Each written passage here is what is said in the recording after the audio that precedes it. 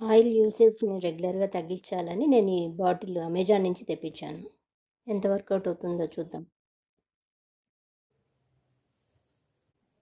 Bottle wait 188 ఉంది.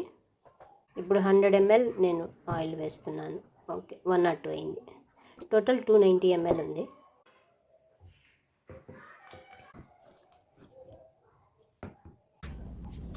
నేను ఒక 5 దోశలు స్ప్రే బాటిల్ వాడి వేస్తాను.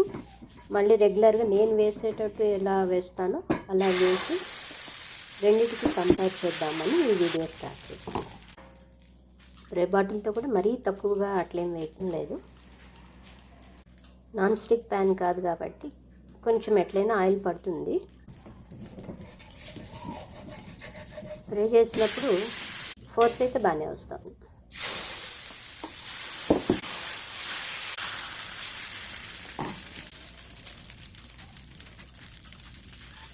చూసారు కదా, మరీ తక్కువగా కూడా ఏం వేయలేదు.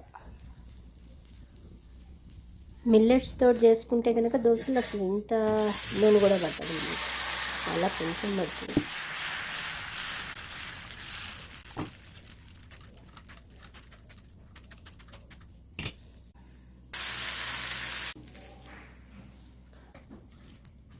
చూస్తున్నాను కదా, డ్రై కూడా ఏం రావట్లేదు, నార్మల్గానే ఉన్నాయి.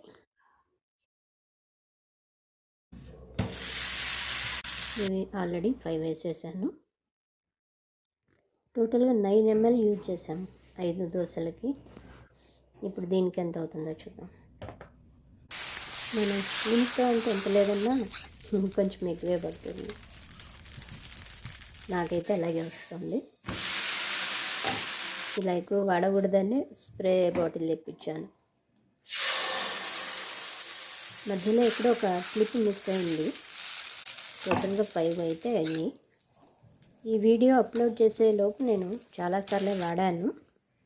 ఇది డెఫినెట్గా వర్క్ అవుతుంది.